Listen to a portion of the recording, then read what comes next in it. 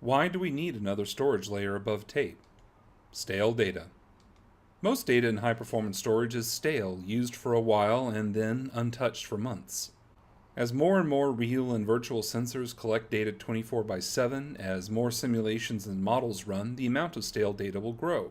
The administrators can't leave the data in the high-performance storage. There isn't enough room, and the high-performance storage cost is more than for an archive or tape. The data can't be deleted. Record retention policies, new analysis algorithms, peer review of a paper, the reasons to keep the data are many. And of course, no user will ever agree to throw away their data. Would moving the data to tape work? Well, moving data to tape takes it offline. The user can't see it and probably needs help from an administrator to get it back. So what's a better way? The answer is an active archive using disk drives. An active archive keeps data online at a lower price point and frees up space in high-performance storage. What are the pieces of an active archive storage solution? The first piece is software that moves data out of the high-performance file system but leaves the directory listing behind. And the second piece is object storage that is durable, that is fast, and that is cost-effective. Why is durability important? High-performance storage is built with RAID and dual controllers. This is a solid architecture for high throughput and low latency, but long-term storage of petabytes of data needs the durability only possible with redundancy across enclosures. A durable archive makes long-term data storage safer. Why is fast important? Fast flows of data into high-performance storage means migrating data to an archive must be reasonably fast to keep up. If data is in the archive and users need it again, it has to move back quickly into the high-performance storage. If migration and recall are not fast, users will get impatient waiting for space and/or data. The ClusterStor A200 throughput is 1 GB per second for an enclosure with 82 hard drives, at least twice the throughput of other object storage solutions. The bandwidth scales with the number of SSUs. A LTO7 tape drive moves 2.7 terabytes in an hour. A ClusterStor A200 with 12 SSUs moves 43 terabytes in the same time. A tape drive would need 3 separate cartridges to hold 43 terabytes, and swapping the cartridges takes time. The ClusterStor A200 keeps all of its data online all the time. Why is cost-effective important? Well, archive costs are often compared against tape and cloud costs.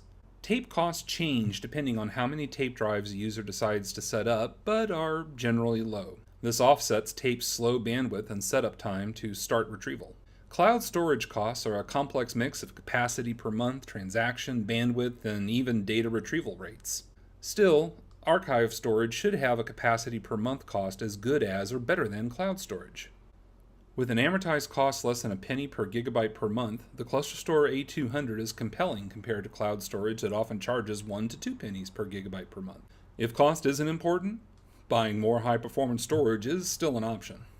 The ClusterStor A200 is a great active archive storage solution. It uses the scale-out concepts found in software-defined storage today, which means each additional enclosure adds performance and capacity, but works closer to the metal than typical software-defined storage for efficiency and speed.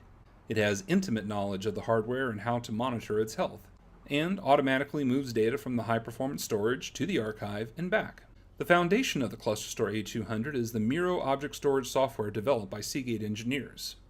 Most object storage applications put a conventional file system like ext4 or XFS on each hard drive. This makes it easy to work with a variety of disks using the least common denominator of what a disk can do, but adds compute and latency overhead, does not use all the features of the disk, and does not monitor hardware health. Miro works directly with the hard drive. As a hard drive manufacturer, Seagate has the motivation and knowledge to squeeze out every bit of value from a disk.